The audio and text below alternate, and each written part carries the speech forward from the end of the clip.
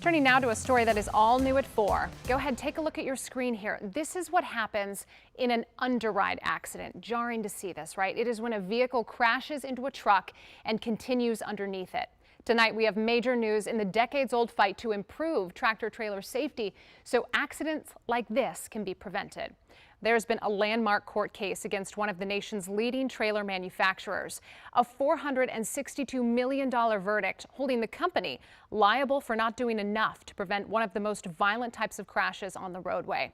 Underride accidents and the call for safety changes is an issue the WUSA 9 Special Assignment Unit has been covering since 2017 in our ongoing series, Big Rigs, Big Risks. Chief Investigative Reporter Eric Flack has more on what this most recent development could mean for your safety. 30-year-old Teron Taylor and his passenger, 23-year-old Nicholas Perkins, died instantly when their vehicle slammed underneath the rear of a Wabash trailer on a St. Louis interstate in May 2019. It's called an underride accident. Taylor's wife was pregnant, Perkins had a 2-year-old daughter, and now a St. Louis jury has awarded the men's families a $462 million verdict, ruling Wabash was responsible for the men's deaths. Attorneys argued the company ignored decades of research showing the rear guards it used at the time of the crash were not strong enough to withstand an accident at highway speeds, even though that rear guard did meet federal standards. What they needed to do to fix the problem and make it safe, they could have done decades ago. It's a danger WUSA 9 has covered since 2017 in our ongoing series, Big Rigs, Big Risks, most recently in September of 2023.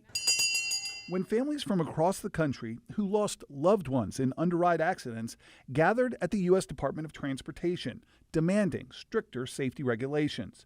Court documents show the DOT has known about the underride problem since the 1960s, when actress Jane Mansfield died in an underride accident.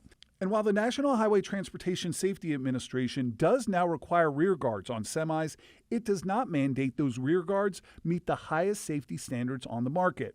NHTSA also does not require trailer manufacturers to include side guards on their trailers, another source of fatal underride accidents.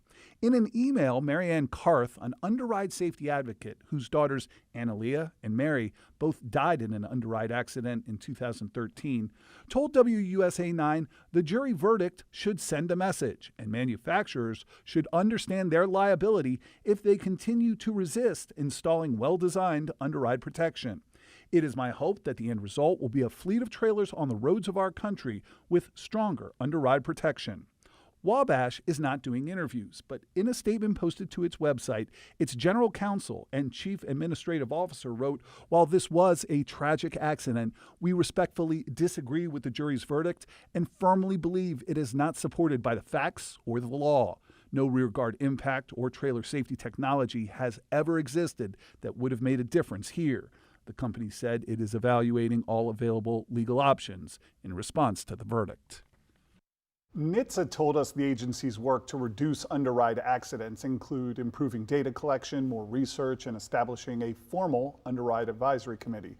But underride safety advocates like those moms we just showed you say another big part of this problem is underreporting. Simone, only 17 states have an underride category on accident crash reports, meaning every year hundreds, if not thousands, more people die from underride accidents than we even know about. Well, it's just sad to hear. And to your point, you know, the case you were mentioning, the St. Louis one, it's one of the first rear underride cases even tied to a verdict. And the fact that it had to be such a staggering verdict, $462 million just to get someone's attention. $450 million of that, the jury said, was a result of the money they say the company saved by not requiring that more expensive rear guard. And to your point, hopefully this will get companies' attention better and they can put safety practices in place. Yeah, we hope. Eric Flack, thank you. Appreciate your reporting for us today. All right.